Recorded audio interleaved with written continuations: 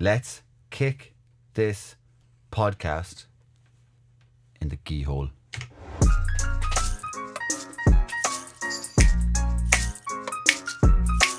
Hey everybody, what's the crack?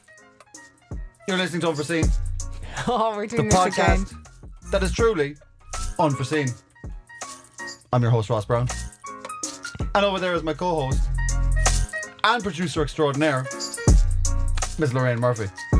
Hey Lorraine, what's the story? Hey Ross, how are you? I'm good. You were riding that fader like there's no tomorrow. If you were to be a vegetable, what vegetable would you be?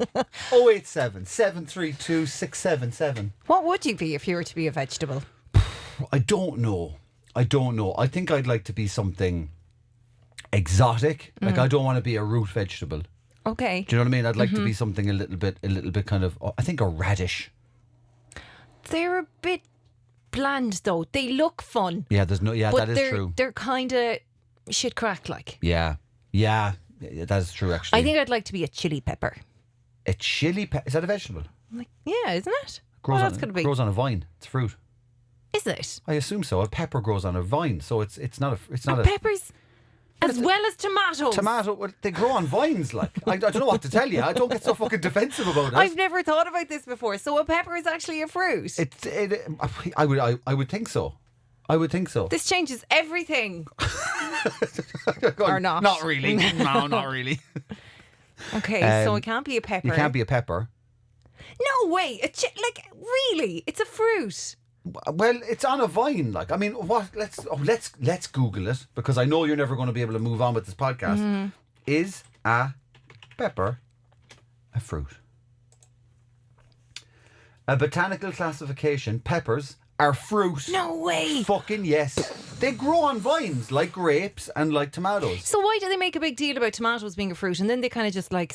So if you're having a fruit salad now, you can put a pepper in it. What? Hang on a second. I'm going to blow your fucking mind. Go on. That is the sound of mind-blowing stuff. The botanical classification: cucumbers are fruit. No way. They grow on a vine. Oh, no. So what's veg then? Just shit in the ground. Fucking carrots, turnips, parsnips, Cabbage. onions. And onions are solid, though. They're like... They are solid. Yeah, but let's fucking call a spade here.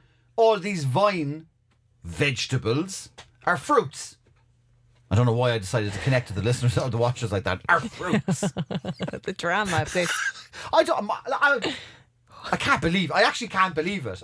How has it been there? Like I said, oh no, it's a fruit because it's on a vine. But I never actually did that myself. It's not until we said it that I went, oh, hang on a second, because I love pulling people up when they're wrong. That's like one of my favourite things to do. You really do. I'm such a fact Nazi. You're such a knob. I'm for a that, fact Nazi. Actually, I think you'll find. Yeah, you are that person. I love it. Sorry. I Actually, love it. What else grows on it? What else grows on a vine? we are some crack, aren't we? What else grows on a vine? This is probably why I'm finding it hard to find a relationship. What grows on a vine? Right? Okay. Grapes, passion fruits, kiwis, strawberries, dragon fruit, melons, cucumbers, squashes, and pumpkins. We all Yeah. we all know that's fruit. But cucumbers there was a bit of okay. I'm just going to accept dragon fruit, melons, cucumbers, squashes and pumpkins, tomatoes. Even these cunts haven't said peppers. Peppers are getting a raw deal. I just don't understand. Why is everyone about actually tomatoes are actually fruit? Yeah, and people get it so on their high horse about it. What's that about? It's more fruity than a pepper. You'd think pepper would be more of a surprise. Or is a courgette? Ah, come on. No, please, come on. Does a courgette grow on the ground or on a vine? I can't handle any more of this. This is everything I've thought I've known. I actually think we found a much better podcast than the one we used to do. Is a courgette a fruit? Here we go. Whatever its origins, courgettes grow well in Ireland, as do other squashes, even though it is a key component of the French dish ratatouille. Don't forget, it's actually... Oh, you're gonna say it's a fruit? A fruit. Fucking hell. Courgettes. The least fruit tasting motherfucker on the planet. Shoes taste more like fruit than courgettes. A courgette's a fruit. I'm literally... A courgette's a fruit! There's no one there. Wow. Wow. Oh my God. Only on this podcast are people so pedantic and so let's not let this fucking stupid topic go. Do you get to the actual truth, which is more interesting than if we just went, maybe it is, move on. Courgettes, cucumbers, and peppers are all gherkins, fruit. If you're eating a jar of pickled gherkins, you're eating fruit. Might as well be pickling a banana. You might as well be pickling a bit. Could be a fucking, could be a thing. Next you're telling me a banana is a vegetable or something. I don't know what to believe anymore. If you're watching this on YouTube, can you just comment below and let us know if you already knew that a pepper was a fruit and all the rest of it? Is this news to you? Yeah, let us know if it's news to you. If you guys already knew that a pepper, cucumber and a courgette were already fruits, leave us a comment, drop it in the comment section on the station's YouTube. It's Unforeseen Podcast. Next up, Sagala. Do you know what? We've weirdly started the podcast in the perfect way because the first video that I have to show you is food related. Unagi. Have you got a favourite celebrity chef? Have I got a favourite celebrity chef? You see, no.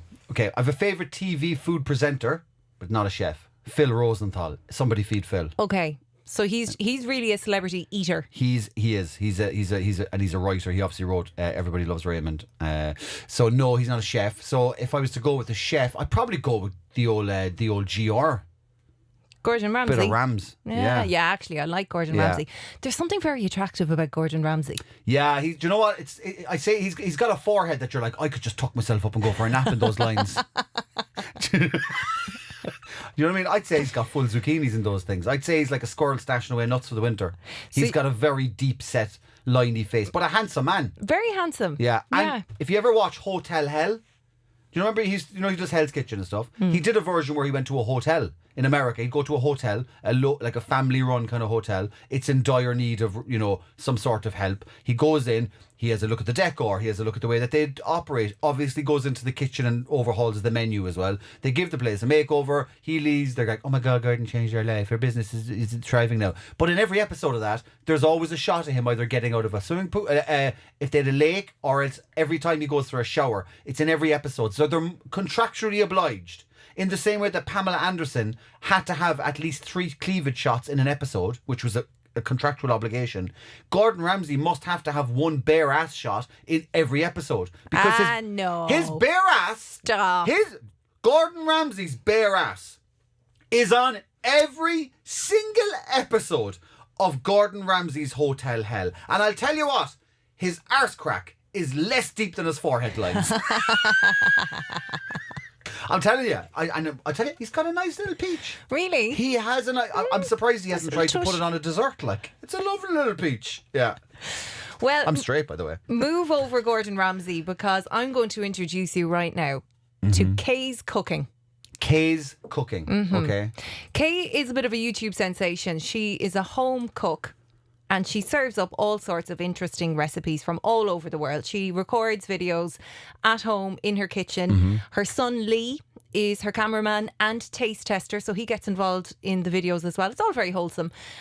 She's got dozens and dozens and dozens of videos. I thought you said dozens of followers. And millions of followers. Where's she from? She's from the UK. From the UK, okay. Yeah, she's from the UK. This video that we're going to watch right now has 1.5 million views on it. It's kind of a deconstructed spaghetti bolognese. Okay. Hi people, and I'm back cooking again. And today I'm going to be doing a different form of spaghetti bolognese. It's like the words are hanging in front of her face, and in order to make the sound of the word, she has to peck it like a bird. And it's like sometimes she just barely gets to the words, like, I'm going to be cooking again today. she's obviously not very camera savvy or public speaking savvy, which I think is brave and admirable that somebody's trying to do something that they might not be natural with, So I do like it. And she's got gorgeous dimples as well, by the way. She does, actually, For the depth of Gordon Ramsay's headlines, she's got lovely dimples. Right, as you can see, I've got a few... That beef looks like it's turned. It's a weird grey purple. I know sometimes under the lights or whatever, under fridge, beef oxidizes. That's why it turns grey. It's still fresh, but it just doesn't really look right. off-putting, I isn't thought I it? gave myself food poisoning about a week ago. That's why I googled it to find out. It was like it's oxidization. A lot of it can happen as well under the UV lights of not UV lights. The what you call them? Those kind of these ones. Like the fluorescent ones. The fluorescent lights of a supermarket. It can make things turn grey I'm faster. going to do, like I said, it's a different one. So I'm going to, first of all, I'm going to beat some eggs up. Okay. Very violent. I'm going to beat some eggs up. I'm not going to beat eggs. I'm going to fuck these eggs up. And I've got some spaghetti sticks here. Spaghetti. Spaghetti sticks. Spaghetti they sound more sticks. exotic. Spaghetti, whatever you want to call them. The correct term, yeah. Right, I'm going to put this egg... An extra E on the end of egg there. Egg. Egg. It sounded like she was doing. An Olympic lift at the end of egg. I'm going to get these egg. in the mincemeat. And I'm going to mix the mincemeat around until all the eggs... Worst ASMR ever. Oh, Jesus Christ. And then what I'm going to do is... Is she out of breath after stirring that? She's like... I'm still not over the scraping on the plastic bowl. The scraping of the plastic bowl and the... Grab the sticks. Grab the soggy mincemeat. Did she just go... grab the... soggy mincemeat? She's not one for the making of food porn. She's no Nigella. No Nigella, and also no Marks and Spencers. She's like, this isn't your ordinary spaghetti bolognese. This is soggy mincemeat spaghetti sticks. Spaghetti bolognese. Eggs. Oh my God! What the fuck is she doing? And put it round the sticks. Is she making a spaghetti bolognese sausage? Oh shit! Sticks are too big. Oh, it's falling apart. Oh shit! What's happened? The mince fell off it, is it? She said the sticks were too big for the tray that she was putting them into. Oh, okay. She's gonna half them. Give it another good mix. Jesus Christ! It sounds like the inside of. Sounds like the inside of Jamie Oliver's mouth.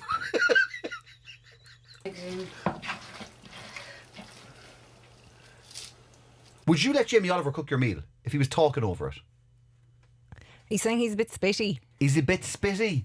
I'd say his teleprompter looks like a window on a wet day. His food looks incrable though. Now His food looks incredible, but he's now I'm always... going to think, it's got nothing but spit in it. And it's not industry standard for me. Like, you know what I mean? What would you say to him? Like, if he was like, if they came on, right, reality show pops in, they're like, hi guys, we heard you're doing a podcast, we're going to cook you some lovely thing. He brings in a little griddle and he's like, oh, lovely jubbly or whatever. And he's like, oh, get this paka. Oh, what? He's not. He's not that spitty. He's very spitty. He's not that spitty. He's very... I've never noticed it before. I've been monitoring him for years. Like the CIA would a criminal. Spit. Spit. And that man, like even if he's just roasting a pig without a spit, it's honest. It is. He's got a very wet mouth. I'm someone who notices a lot of things, especially when there are things that irk me. And Jamie Oliver's oh my God, spit content, the sheer scale of his amount of spit that he contains, like. There's no way. The thing is, what do? You're going to be rude. You're going to be like, no, I'm not going to eat one of the best chefs around's food. I'd still eat it. Do you know what I'd do? I'd be like, COVID, man, I'm a little bit freaked out about it. I'd eat it. Could you put a mask on? You'd eat it? Yeah, I'd eat it. Really? Yeah, I think. Look, the heat is It'll going to burn it off. I told you about the tripe and dressing before with my dad, didn't I? Yeah, you did. Yeah. Sure, it'll all boil off. Fucking disgusting. Also, the only thing I'm taking away from that is I'm the type of person that notices things. I notice a lot of things. I do. No, I do notice a lot of things. There's some things I don't notice that don't bother me. But when something bothers me, it's all I see. It's like the ick. I get the ick about things in the world. Not to do with relationships specifically, although I have had before. But I get the ick about just anything.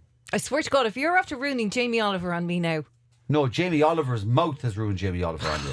I'm telling you. Listen, you can eat fucking, beef spitting off if you want to, whatever. I won't be. Not a chance. Oh, this is horrible. Put it in. Put mincemeat round it. How is the spaghetti going to bake? What I'm going to do is pour some tomato on as he did it. He? Who? I don't want to use it all because I need to save some. And what I'm going to do is I'm going to put them in the oven for about 20 minutes. Because then when they come out, then I've got to put the onion in. And that's how I was shown. What? And that is the different spag ball. And Lee's coming to do the taste test. Is this our son, is it? This is Lee. This is Lee. How are you, Lee? How are you getting on? He's got a bit of look at James Corden about him.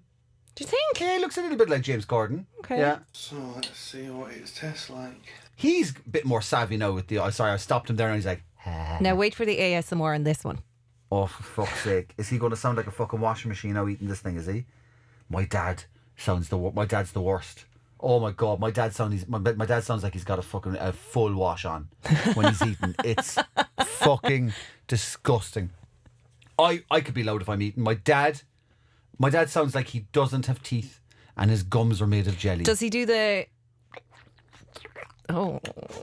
It's for some reason he rotates. You can hear the rotation. You can hear the oscillation as he's eating. It's when people... It's horrific. It's when people act like they don't have a nose when they do the... I do that with pizza and stuff. If 'Cause it's I eat really stuff hot, that's I too hot. understand. Yeah. But like full time, Oh, what's yeah. wrong with you? Yeah. All right. Oh, I got to prepare myself Ready? for this because I don't think I'm going to like this. What?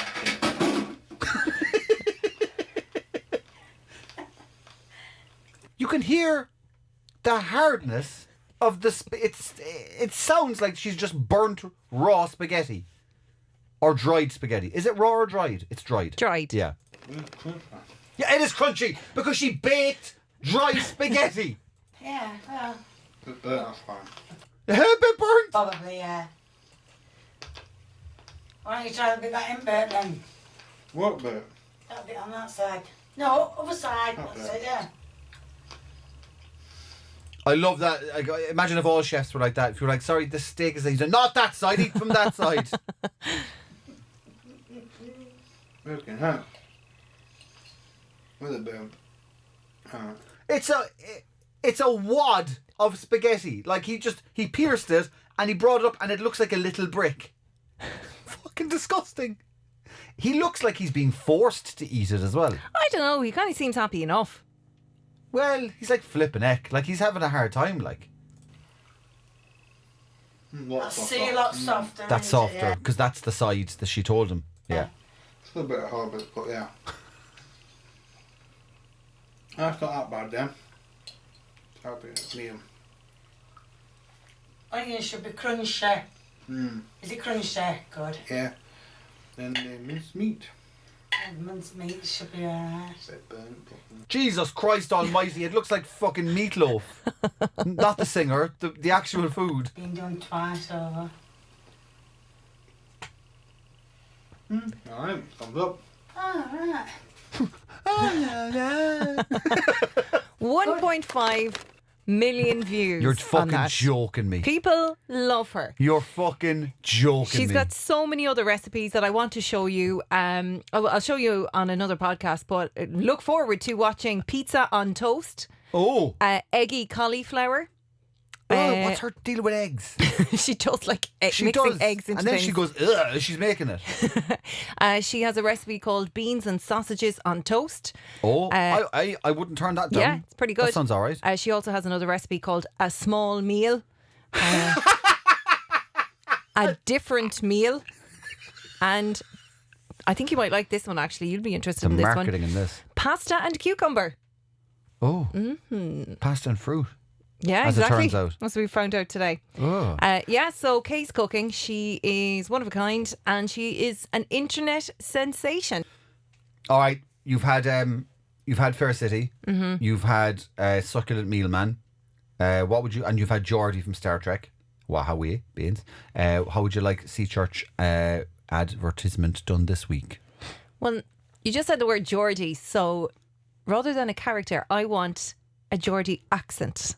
Okay. So I want to close my eyes and basically hear ant or deck. Okay. Howay, man. Have you ever been to a church? And have you ever been down by the sea? Well, why not come down? Well, why not come down to Sea Church? Because in Sea Church, which is in Ballycotton, by the way, you can come down and have a beautiful drink. You can have a beautiful meal. We've got beautiful things for you to eat, such as burgers, steaks, Thai curries, which I've tried myself, beans, and it's absolutely blooming brilliant. Isn't that right, Dick? That's right. They've also got a fantastic sea church. It's a church that they transformed into a live music venue. It's absolutely... Did you bite your I own? stabbed myself with my fang again. I've stabbed myself with my fang again. It's absolutely beautiful. And we saw loads of different singers and different comedians and spoken word and everything. And they've got a beautiful outside area. Tell them more about that. And, yeah! Oh, yeah! Oh, hang on. How are you, man? Yeah! They've got a beautiful outside sitting area where you can have a nice, lovely. If it's summertime, you can sit out and overlook the beautiful sea from over the cliffs and stuff. Or if it's winter time, they can turn on the heaters and everything, and you can feel like you're inside. Look up at the night sky, and the church is lit up beautifully. Night deck and deck. That's right. And if anyone's interested in going to Sea Church, where should they go and visit? And they should go to the website, which is seachurch.ie, or they should go to the social media, which is at Sea Church Ballycotton. And check them out. Give them a like and everything. Give them a like and all that. How are you, man? Oh my God. That was quite the expedition around the world there. We definitely started in Wales. We didn't do Wales. We went to Wales. There was no Wales in that. We went to Wales. We went to Jamaica. There was India for a little bit. I think we went to Kerry. But to be fair... But they did do a DNA journey show, and they did actually end up going to loads of different places. Oh, so that's what you were doing. Oh, that wow. That was I That was actually very clever. I actually tapped it. I'm so good at impressions. Yeah. I actually tapped into Ant and Dec's DNA. Their and I actually ancestral... got all of the... Because I don't just do the voice on the surface. I actually go, not just what do they sound like, who are they? And I actually found out all of their ancestry, and I explored that through the voice. It was their soul I was actually doing an impression of. Yeah. You captured all of that. Well, yeah. you're welcome.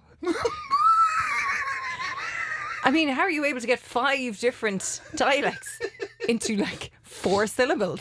What percentage of that? Be honest, right? I know it's funny to say, oh, you sound like you sound like you're in India and Australia, whatever. What percentage of that would you say was bang on Geordie?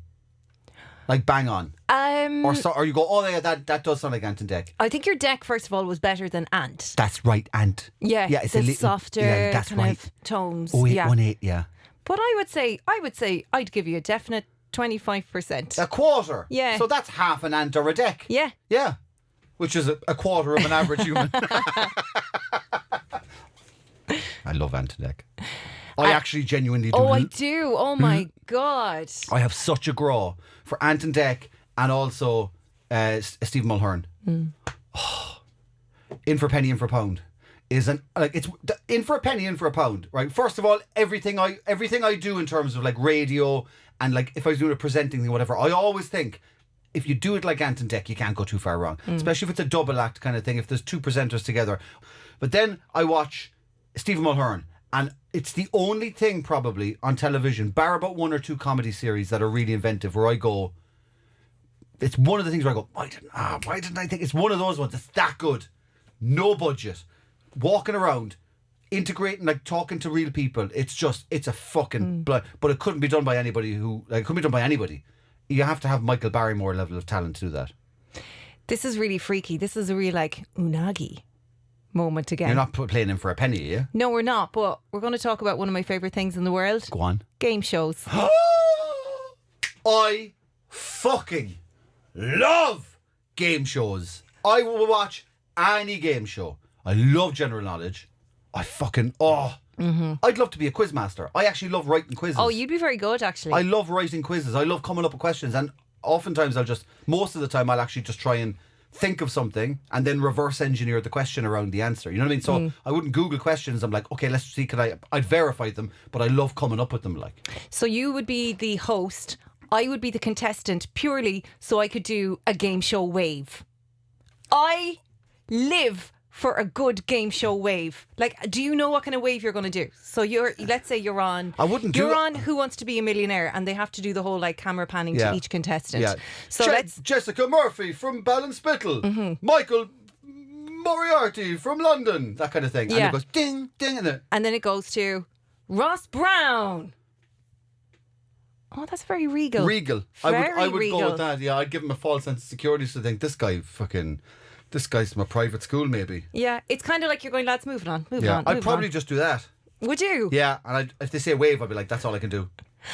I think I would keep a country and I do the country person's wave. Just the one finger. Maybe a wink as well. I love a good game show wave because I think everybody panics when the camera pans in front of them and they start to like. But they're obviously told by the producers or whatever.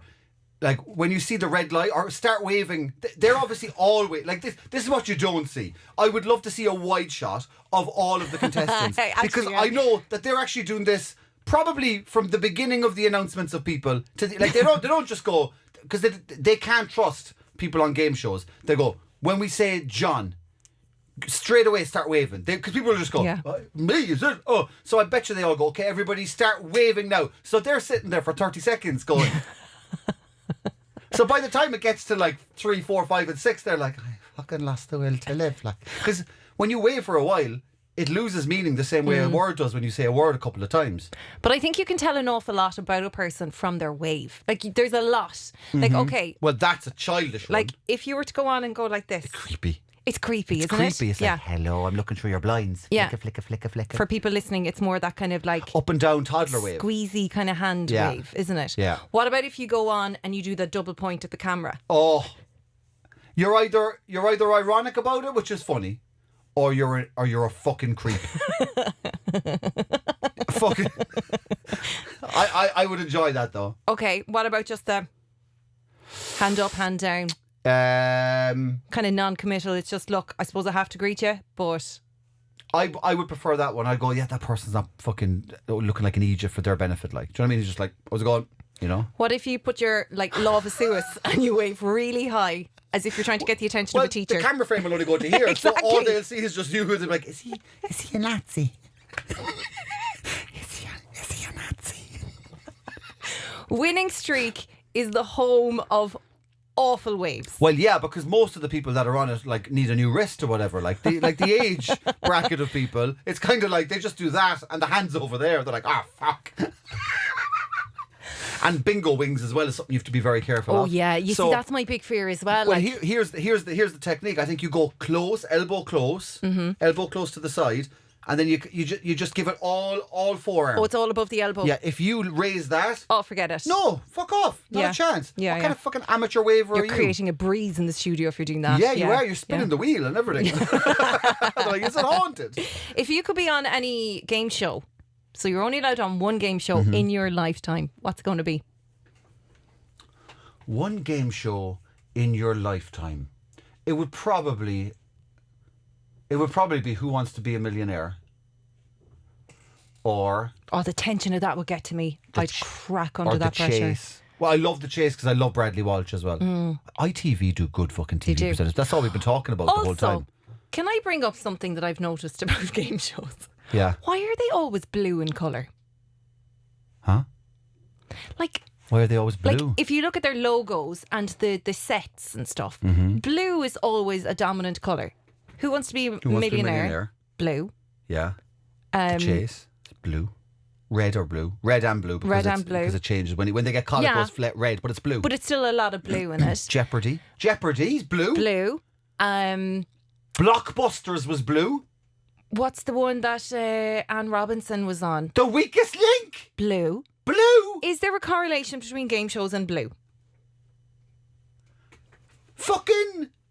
Fucking Ben Shepherd's fucking one. Tipping Point. Tipping Point's Is blue. that blue as well? It is blue. I'm gonna Google What more. the fuck is that about? Game show. The American Deal or No Deal was blue with Howie Mandel. What are you after? Family Feud. Family Fortunes. Blue. There must be something. Is there a psychological connection? That's weird. Blue is a very cold colour. Blue. It's a bit standoffish. Yeah, comedy clubs, they always say never do the decor in blue of a comedy club. It should always be dark reds and golds because it's a warm, inviting colour, so it makes people relax and laugh. Blue is a very cold colour. It's a very clinical colour. So maybe it's that. Maybe it's to psychologically make the contestants and the viewers on edge. Yeah, possibly. So that they feel cold and they're non-relaxed because you don't want them to. Hang on a second. The Generation Game was blue. Play Your Cards Right was blue. What's the crack? Bullseye was blue. Is there a connection between game shows Can and the colour blue? I Google something? Do you know what? I like Googling things because otherwise we leave things right. What does the colour blue do to a person's emotions? Because if I'm right on this, I might as well just go and get a diploma right now. Two more for you. Ant and Dec Saturday night takeaway. Blue. Bruce's Price is Right. Yeah. Blue. All blue Bruce Forsyth stuff. Mrs. and Mr. and Mrs. Mrs. Blue. What Also- do you have to uncover? Also, What do you I'm have surprised to you haven't uncovering? mentioned it. Catchphrase. Catchphrase. Blue. What are you after uncovering? I don't know. Maybe it's the same man is working on every game show in the world. Internationally, no. Blue is often seen as a sign of stability and reliability. Busyness that wants you to project an image of security often utilise blue in advertising and marketing efforts. Blue calls to mind feelings of calmness and serenity. So the opposite of what I said. How does blue make you feel? Okay, let's go to 12 colours and the emotions that they evoke. Let me see. Red, obviously, passionate, aggressive, important, danger. Orange, playful, energetic, cheap. Yellow. So that's when people wear false tan. That's what they're telling people. They're playful, energetic, but ultimately cheap. Like, I haven't paid for a holiday to get this tan. It came from a squeegee bottle. A squeezy bottle. A squeegee bottle. A squeegee bottle. Yellow, happy, friendly, warning. Warning? Maybe not. Green, natural, stable, prosperous. Okay, money, all that stuff. Blue. Now you see. Serene, trustworthy, inviting. Come on in. You can have a go as well. I don't know. I still get a kind of a cold vibe. It is a from cold blue. vibe. It's clinical. Yeah. Yeah. Yeah. So there you go. There you go. Interesting. I like that. Now that's after fucking really piquing my interest now. Between that now and vegetables, what a mind-blowing podcast. I want to show you some game shows, and there is so many amazing game shows. I think we're going to make this into a little series on the podcast. Yes. And I'm going to take it country by country because Japan has some amazing game shows. Japan's got the mentalist game shows. Australia's got some brilliant ones as well. But today we're going to start in America. This is a more recent one. This is, I think it was around 2015. It's called Killer Karaoke. Okay. Hosted by Steve-O from Jackass. Oh. And it's where singers basically have to battle it out for cash prizes. They have to sing karaoke songs while undergoing horrible tasks like this. This is one called Cactus Maze. Okay. Steve-O has a voice that sounds like if a silk cut purple could talk. That is, And I love Steve-O as well. I only comment on people I actually like. I don't ever comment on people I don't like because I'm just like, fuck them. I love Steve-O, but his voice is just like, it does sound like a fucking rolly that cigarette, is a doesn't it? glorious description. Welcome back to Killer Karaoke, everybody. Before the break, we met Mario Rocha, who's getting ready to walk through a special course while wearing these goggles. They're drunk goggles, Mario. Right. I can't I think I was wearing those when I met a couple of women back in my early days. see. They're designed to simulate my vision at my intervention. It's very clearly marked. Your job is to stick to cactuses. it and don't stop singing no matter what. Right. But getting there is going to be a little bit. So say what you see. For people that are listening to this right now, say what you see. So the set looks like a very kind of industrialized warehouse, galvanized steel panels in the background and stuff. A lot of jump editing, a lot of jump cuts. It's like super loads of different angles, whatever. So there's a guy. He's got goggles over his head, which he's going to be putting over his eyes in a second, and they simulate complete bleary-eyed kind of drunkenness. They're really disorienting. Yeah. Disorientating. He looks like a giant hemorrhoid. Like it's balloons all over of different shapes and sizes. He's basically wearing a suit of balloons. He just looks like a giant. He looks like COVID. Like he looks like an artist's interpretation of a new variant of COVID. And Steve-O has now shown him an obstacle course he has to walk through, which is just a whole assortment of cacti and palm tree, or all spiky plants and stuff, and cactuses on like a fake desert. And he has to, I assume, walk through them while singing karaoke? Yep. Okay. What's the goal here? Is it to get to the end, or is it to get through the song without fucking up? So he will show you if you carry on there will be a cash prize at the end. Oh, cool. Tricky, because there's a lot of pricks. Hey, The good Boris Johnson's in the middle of all those prance. news, Mario, is that if you make it to the end of the course, there is a tree loaded with money, $5 bills. Oh, there's 20s as well, 20s and 10s. Yeah, but there's probably about 200 quid on it. and you're more than welcome to help yourself to it. Oh, Steve-O, don't be lousy. There's snakes now being put all over the tree as well. So when he gets to the finish line where the cash tree is, there's also a whole load of snakes. This is very I'm a celebrity, get me out of here, Bush Tucker trial kind of Kind vibe, of, actually, but with yeah. money instead of like food. But just remember, whatever happens, do not stop singing. Yeah. Performing Baby I Need Your Lovin', make some noise. This is a great show already. This is a fucking great I knew show you'd already. like this. I fucking love this shit. I love daft things like this. So he can't stop. If he stops singing, is it over? He's out. Okay. For Mario Rocha. Baby, I need your loving.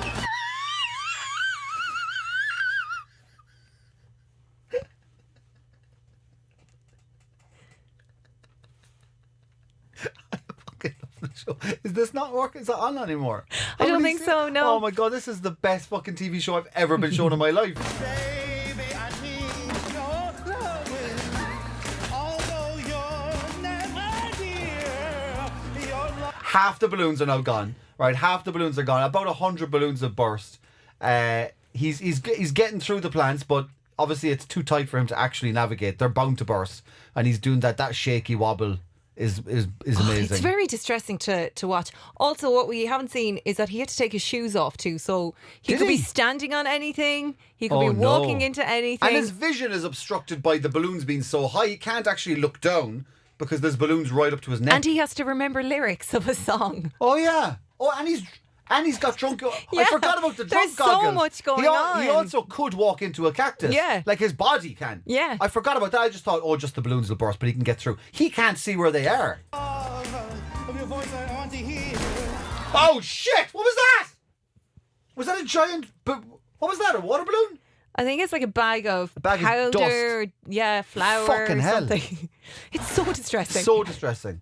Oh, Steve-O's got an air horn. Here we go.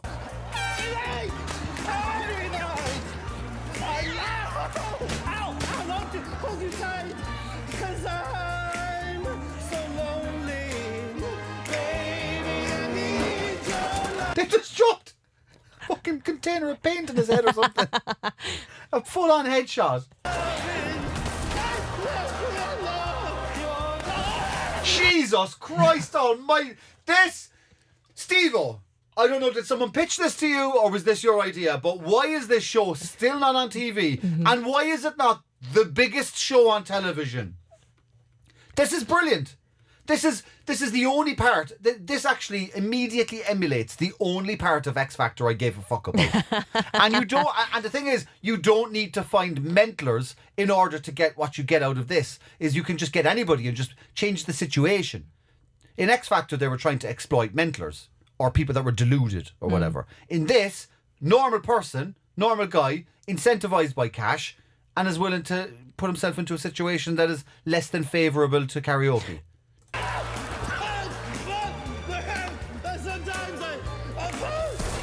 Jesus Christ.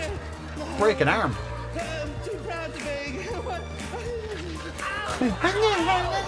Oh, right up the key.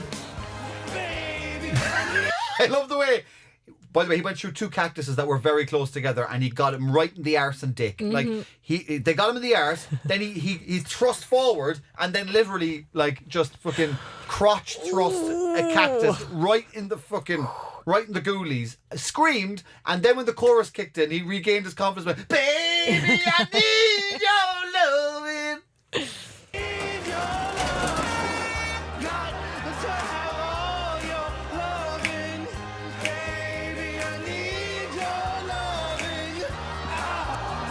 Oh, right in the hands. Up to the snakes now. I fucking love the show so much. I fucking love it. I'm so stressed watching Is it all this this good? Because this is fucking amazing. This is only one round in it. They have other ones where you have to Paintball, walk probably. down. You have to walk down a catwalk while singing, and every couple of steps there'll be a gap, and in the gap again, it's kind of like I'm a Celebrity. Yeah. It could be a whole load of rats. Creepy crawl. It could be a whole load of like locust or whatever. This is genius. There's one girl who had to sing while in a little hole with an alligator. Fuck off. Yeah, she is This screaming is her brilliant. head off. This is brilliant. It's good, but it's very anxiety inducing. Yeah, but it's brilliant. But it's right up Steve-O's street. Yeah, It's yeah, got yeah. because he did Wild Boys as well, so it was all to do with animals and stuff. He's done loads of alligator things and loads of snake things and whatever. Swam with sharks and all that jazz. By the way, Steve-O, sweetheart. Have you seen any of Steve-O's stuff that he does himself since after Jackass? Not and stuff? really, no. His podcast is brilliant. Okay. He sits in the back of a camper van, his camper van that he has converted into a studio. Okay. Did you see the video of him rescuing the stray dog over in, I think he was in Chile or some South American country? No. He was staying there. He ended up bringing the dog into his hotel room because the dog was hungry and alone, and now he still has the dog. He repatriated the dog back into America, or patriated the dog into America, and now the dog lives with him and it's his best friend. Steve-O. He fell in love with this dog. Steve-O, for all his problems and things that he had before, has done such a fucking turnaround and is now super healthy, super fucking obviously sober and everything, and is like just this fucking sweetheart. And when he's talking about his childhood and everything and like his motivation that he had and all this kind of stuff, you're kind of going like really fucking clued in, super intelligent guy that was just kind of playing this role of like daredevil madman kind of thing. But this episode's kind of becoming a who'd you love, isn't it? Anton Deck, Gordon Ramsay, Stephen Mulhern, Steve-O. I think the last thing I'd seen Steve-O do was have his arse cheeks pierced together. Oh, that was an old Jackass. That was that was Jackass 2, I I think. think that was the last thing I'd seen of him before this. Have you seen the new Jackasses? No. Oh, the new one is gorgeous. Gorgeous. It's gorgeous. Really? It's gorgeous because there's in a whole what way? new younger troupe of people that have come Is onto Johnny it. Knoxville not there anymore? No, they are all the most of the No, original he's cast. gorgeous. Obviously, really? Yeah. Do you like him with the white hair now? Mm-hmm. Pure white. Yeah. Yeah. He looks cool. But yeah, all the originals are there. Obviously, bar Ryan Dunn, who's passed away, and Bam, who's got issues at the moment with sobriety and all that kind of stuff. But all the original cast are there. But then there's this new people here, like Poopsie. There's a guy called Poopsie, and all these new cast that are young people, guys and girls, and they're fucking brilliant. Because when I saw new people, I was like, oh, this isn't going to be the same. Like, it's going to be a bit watered down. They're fucking hilarious, and they're like, it's like they're passing the torch or kind of like bringing these new people in. But it's the generation thing of like the originals and the relationships they have with the young go-getters. But also, it's Jackass really was always about friendship and camaraderie. Like, my whole teenage years are defined by, if I think back, it'll be Jackass. Me and a load of like Hega, my buddy, and his younger brother and his buddies all sitting around breaking our shit laughing at this show, and Hega's mom coming in and laughing at us laughing and going, Dad, they're all mad. Like, that whole thing, I just get such a nostalgic vibe when I watch Jackass. I feel like if there was to be an Irish version of Jackass, you would 100% be the leader. Do you think so? Oh, 1,000,000%. You would be the Johnny Knoxville. But I'm scared of, I suppose he was as well. He couldn't skateboard or anything like that. Yeah. I would do it in a heartbeat. I know I you would would. fucking do it in a heartbeat. Yeah, I love it. Oh. Okay, he's getting the money. Steve-O's trying to help him as well. Fair play to him.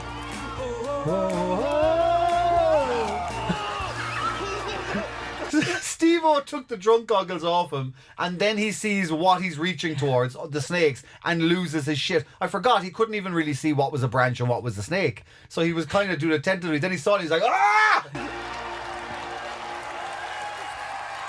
He made about 40 quid. Like, if even it. Yeah. Big round of applause, standard ovation. Wow, that was what I call entertainment. He sounds like someone dragging a Tasmanian devil across gravel. So that's Killer Karaoke. I think we might have to come back to that again in another episode. I have another game show for you now. Again, this is a quick one for you. This is going back probably early 2000s. Okay. You might have heard of this. It was called Man versus Beast. Man versus Beast. Was this humans racing animals? Yes. Yes. So people were pitted against animals in a whole series of different tasks. Yeah. You had the likes of elephants taking on gold medal winners. You had Navy SEALs going up against chimpanzees. You had hot dog eating contests against brown bears. This is a sprinter racing an ostrich. Okay. I might catch it. Go, go, go. Jesus. Go. Woo! He's a whoa! Now, never mind the ostrich we know is going to be fast. Did you see that guy's legs just go full Sonic the fucking Hedgehog? They became a blurry circle. That's mad, isn't it? That's an elite level of athleticism. He was running fast, and then it's like he just hit nitrous oxide and just went zoop, Hit the nos. Hit the nos, boy. Super slow-mo here. There isn't a chance I would run that close to an ostrich. They're fucking evil. They're violent as well, aren't they? Evil, and they look like absolute bitches. Don't they? They do look like they get all up in your face. They're the Karens of the bird world. Like, they really are. They're like, and can I speak to your manager, please? Fucking talent straight to the gut. Yeah, they're vicious fuckers. Ooh. No, he's not going to catch him, is he? Is he? He's not. Not a chance, boy. Not a chance. It was no contest. The ostrich left Dennis in the dust without even trying. That bird is fast. So this was the early 2000s for obvious reasons. It didn't last very long due to animal rights and animal cruelty activists because He won. Yeah, but there was a lot of situations with other animals. They had brown bears eating like hundreds of hot dogs in one sitting. I think if they wanted to stop, they'd stop. To be honest with you, forcing a fella to put on drunk glasses and make him walk through a field of cactuses while dropping shit on his head and then getting him to tackle snakes for 40 quid sounds more cruel than getting an ostrich to do what it's naturally designed to do, which is run. Speaking of game shows that didn't last very long, another game show from the 70s is called Three's a Crowd. Ever heard of this one? No, but Three's Company was a sitcom in America, wasn't it? Yeah. Yeah. So Three's a Crowd. Okay. The objective of this game show was to find out who knows a man best. Was it his wife Or his mother. Or his secretary. His secretary? Mm-hmm. That's a very narrow field of contestants. First of all, you're going to have a wife. And secondly, a secretary. Strap yourself in for this one. Is this going to be drama levels of shit? Is bitchiness. Is like, what's his favourite position? And one's going to be like, one's going to be like, missionary. And the secretary's going to be like, oh, well, actually, if you had a desk at home, you'd know. So this is from 1979 in America. Okay. From the Chuck Barris stages in Hollywood, California, it's Three's a Crowd. The game that determines who knows the husband best, his wife or his Love the 70s. secretary. Here's your first question. When it comes to sex with his secretary, has your husband been holding himself back or letting himself go? I'm sorry. Is this some sort of fly trap disguised as a game show? Question 1. When your husband is fucking his secretary, does he A? So is this guy saying, I'm fucking my secretary out, like, to start with? No, he's saying, basically he's saying, does your husband have sex with his secretary or is he holding back? Oh, I thought it was when he's having sex with her, does he hold back? When it comes to him. Yeah. Oh, okay. Me? Okay, first of all, they should all be able to show restraint because there isn't a fuckable person between the whole lot of them. I'd rather fuck the tree in the logo than have a go. I'd rather fuck the ostrich or the cactuses. I'd rather do that crotch thrust that Jaman did into the cacti than any of these. I'm very intrigued by their age. I can't figure it out. I can't. Now, you must remember it's the 70s. They're probably all 24. And also, which one of them is the man? They're all dressed. Okay, one's in a dress. The other two are wearing like matching. Okay. Oh, okay, I got it. I figured it out. The guy in the middle is the man. Yeah. Yes, Ross. I notice things about things. The person on the right, his left, is his wife. Because the secretary looks like she's kind of dressed in a little bit of a businessy way as well. Okay, well, it does say secretary and wife in front of each woman. I don't notice words. I'm too busy looking at Ant and Dec's ancestral tree. Has he been... Well, in the first place, he's sexy 8 days a week. Mm-hmm. And I have him at home usually in the evening about 8:30, 9 o'clock. 8:30, 9 o'clock. He's sexy 8 days a week. Is this the 9th day of the week? Because I'm not really seeing a lot of sexy. Shirley lets him go from the office. She's very good about sharing him. I would say he doesn't hold himself back, but I think... He looks like he is the prop from Weekend at Bernie's. Are you sure there's not 2 college students operating him from underneath the couch? He looks like a Thunderbird. He does! Oh my God, that's it. A Thunderbird. That is it. The skin tone, everything. Everything. She's got a little... I think she's holding out for more money, so I would say that there's been no sex between them. Not that he wouldn't like to try, but she won't play the game for what he's paying her. They're very laissez-faire. Mm-hmm. Emphasis on the affair. He's been holding himself back then? Yes, Okay. Involuntarily. Right, yes. Yeah. Fowler said that he's been holding himself back. There's a match. That's the way You know him. That's the way he tells it. Shirley, tell her what you said. He's not holding back. Oh, would you like to talk about the bonus bit again? You said that he's been letting himself go. Well, all I can say is if he can take care of her and me both, he's better than I thought he was after all these years. Joy, what about Bard? Holding... Hang on. Did he just say, I'm not fucking her? Yeah. And then the secretary said, he's fucking me. Yeah. And then she said, well, if he's able to fuck us both the way he fucks what I thought was just me, then he can keep fucking the two of us. Yeah, if anything, fair play to him. If anything, she's impressed and proud. What? What's going on? Like, people say that, like, oh, everyone's lost their morals now in this day and age, Love Island and stuff. These fucking whores. It's from the 70s. 1979. Wow. That's only 1 year away from that's only 5 years away from my birth. Look at the fucking... Jesus Christ. You see, yeah, but here's the thing. What age are they there? Say they're 50. 50? Yeah. I guess, yeah. Say they're 50, and just say it's 1980. It's just about to turn 1980, and they're 50. That means they would have been 30 during the swinging 60s. Think about that. Right. Free love, all that kind of stuff. So Yeah. maybe they were maybe that was where they came from. Maybe that was their thing. Flower power and fucking flower children. I don't know. And banging in the park. I'm getting very kind of, white picket fence and, But a lot of those people turned into that then when the 60s were over. That's a dramatic change, though, isn't it? It is a dramatic change. But, you can fuck someone in tie-dye and then put on a tie. Himself back or letting himself go? I know he said holding himself back because when he gets in bed at night, he tells me about this fantastic fantasy, which I think a lot of men have, and that's to throw one over one shoulder and one over the other. And his balls? Or throw what over his shoulder? Throw his wife on one shoulder. I thought it was the secretary's legs or something. I thought it was like one leg over here, one leg over there. march us both into the boardroom. And this is a HR nightmare.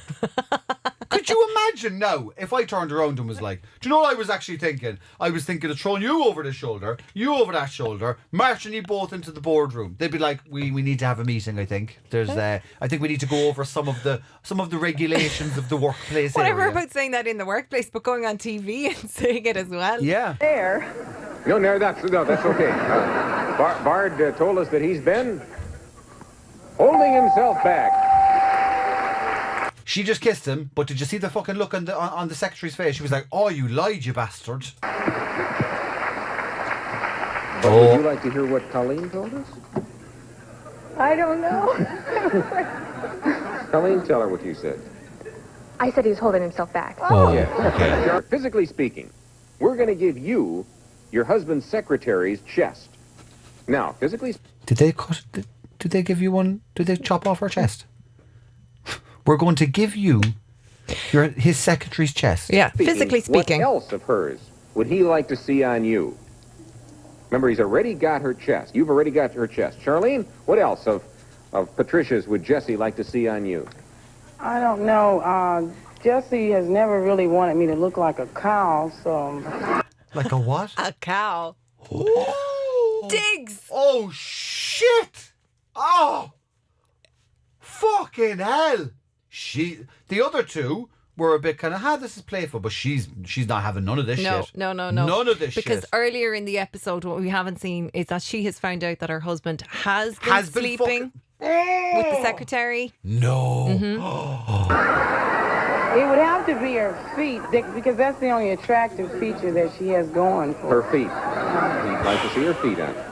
Jesse told us he would like to see her height. Oh, please. Like small. You know, like... You already got, those and, just a little bit shorter, that's all. You know what? Don't talk to me.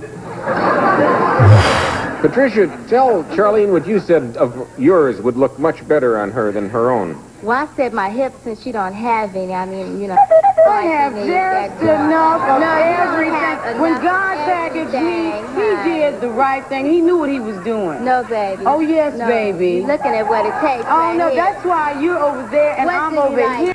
Why is this not still on television? All I want now is Steve-O's show and this show to be back on the TV. What the fuck shit are we watching? Oh, can I pull you aside for a chat? I want to fucking crack on with you. Oh, what vibes are we getting off each other? When this one's like, bitch, your feet is the only fucking good thing about you. You ain't got no hips, motherfucker. Yeah, he's fucking her, I'm fucking him. Yeah, if he can fuck her and me, I'm fucking happy. This is amazing. And then still someone wins money at the end of this.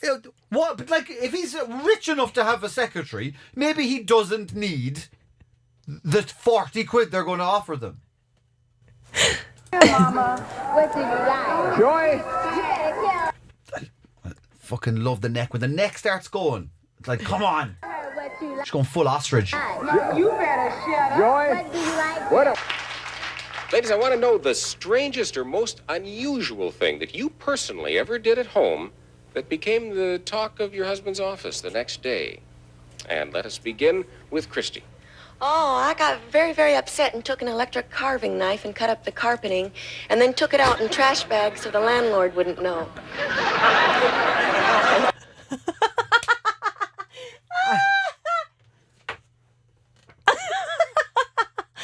really wants to win the money. Fucking hell. Oh, I did a murder. Put the body in the boot. Then somebody saw me put the body in the boot, killed them as well. As you know yourself. She got angry, so she cut the carpet with a carving knife. An electric carving knife. Ripped it all up. That's a lot of cutting. Yeah. Like, that's not like a kind of I smashed a... That's it's a 25-minute job. Yeah. Just to get to one row. And I feel like it would take quite a bit for it, the carving knife to get through carpet. Oh yeah, you'd have to also saw yourself while it's... That's a lot. Like, that's like you're 8 minutes in and you're going, this is probably a bad idea. She must have made her really angry. Fucking hell. Cut up the carpeting. They calmed me down enough to save the drapes. Guy told us that the most unusual thing you did at home was what, Guy? You got a little tipsy and disrobed. Oh. Awkward. Went a little too far on that answer, didn't you? He's like, I was trying to fucking save your credibility here, and I obviously you didn't think I was going to say that you went full psycho on the drapery of the house. That's not much, not compared to what goes on at the studio. Jesus. So, hang on a second. He said that the craziest thing she did was that she had a few drinks and got naked. Yeah. At home. Yeah. Joy told us the most unusual thing was the one time you made edible spaghetti. Whoa! Is she ripping her fucking hair out? She's not a carpet! You fucking mad bitch! I thought she was... This is a roller coaster. I thought she was just going, get out. She's ripping her hair out. Yeah. And he's just like this. But I mean... With a big Maury Povich head in him. Secretary slagged off her spaghetti. But how does she know that she made edible spaghetti? He had to come back with the story. Yeah, exactly. He was like, she made That's spaghetti. That's what the secretary, so it's a double dig. Fucking hell, let's watch the rest of this fight. I fucking love this. That's the best thing I make. Just because you can't make spaghetti, Joy. She is a psycho. Look, there's no carving knife around. I'm telling you what. Fucking hell. You could get the fate that the curtain's saved. It doesn't mean I can't. But I'd appreciate you leaving this Jesus. She just bit his fucking arm. She just bit his arm. Because he's like, whoa. He's holding him back. And she just bit his hand. Jesus Christ. She's feral. Feral.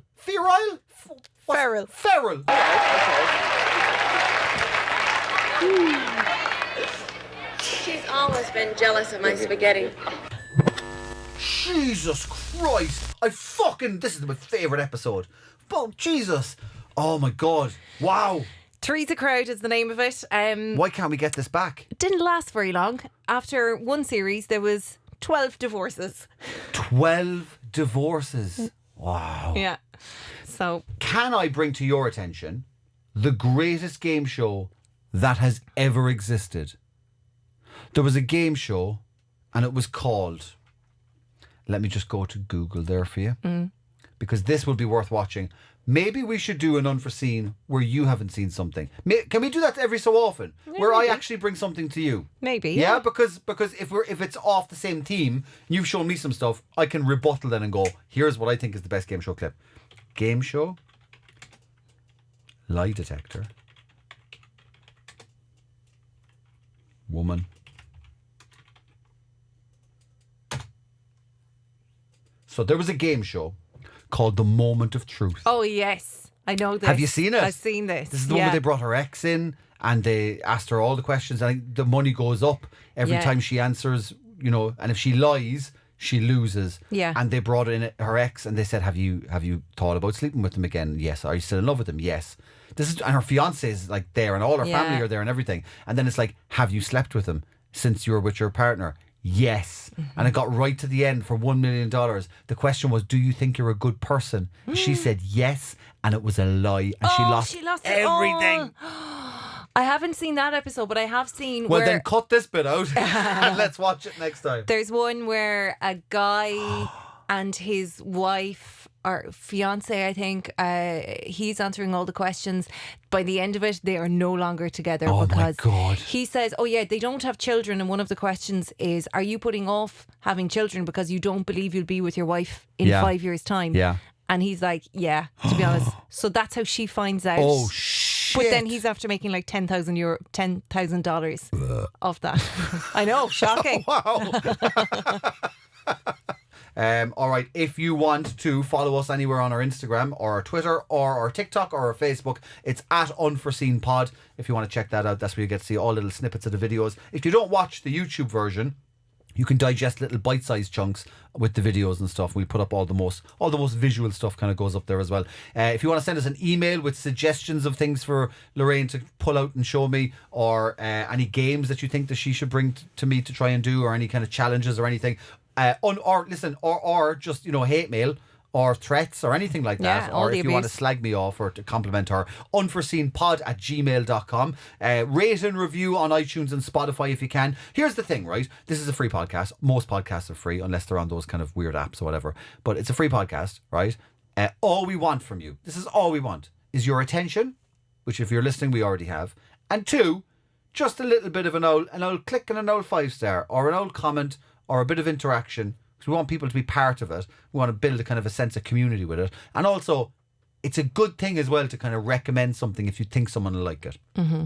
I love it. It's one of my favourite things to do. I think you bring real value. I always feel like I bring value to something if I can go, hey, you know what you should do? Which is essentially what this podcast is. You're bringing me things that you think are of value. So if you go to somebody and say, I've a podcast that you will fucking love, or I think you'll really find this funny, it's built into us to kind of bring something to the tribe and be like, ooh, look at this, and everyone goes, ooh, ah, you know, and then we all go, oh, flat cactus. So yeah, just recommend it to a friend, tell some people about it, share the link, any of that kind of jazz. It all helps. We're flying up the old ratings now this week, and those reviews help as well. We got a load on Spotify this week, which was lovely to see. Upcoming gigs, obviously the Opera House, Ballycotton Comedy Festival is on as well. It's the last weekend of September that runs into the first weekend of October. It's the same weekend. It kind of balances or it kind of bridges the 2 months. Loads of people are going to be there. Blind Boy's doing his podcast there. Oh, nice. Yeah, a live Blind Boy podcast on the Thursday night. Fred Cook is doing a solo show. Chris Kent is doing a solo show. Adam Burke is doing a solo show. Then there's going to be all of the gala shows as well. So you've got the likes of Deirdre O'Kane. You've got Laura Lex from the UK coming over as well. Fantastic act. She's been on all the big TV shows for stand-up and stuff like that. And who else do we have? Loads, fucking loads, just loads. One of your favourites, Martin Angolo. Oh my God, he's so good. I love him. And another one of your favourites, Mickey Bartlett. Love him. Yeah, fucking absolutely. So funny. So fucking good. Just cried laughing watching those two guys. Yeah, They're absolutely brilliant. They're fantastic comedians. So check it out, ballycotton.ie as well if you want to check out any of their events. Go to the event page and get all of those. I'll obviously be there all throughout the weekend as well. And if you can't be fucking bothered getting up off your hole, you can watch my stand-up special called Do You Know What I Mean? You can buy it or rent it nearly anywhere on any of those places that sell things, Apple TV and YouTube and all that. Or if you have Amazon Prime, you can just fucking stream it because it's on there. So just type in Ross Browne and then the thing will come up. Why am I telling people how to search things on Amazon? Because some people are thick. This has been episode 22. 22. Boom.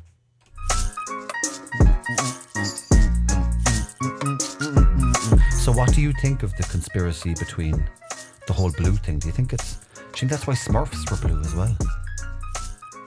Yeah. I mean, you know, what if this whole thing is to make people think that if everything is blue, then it's just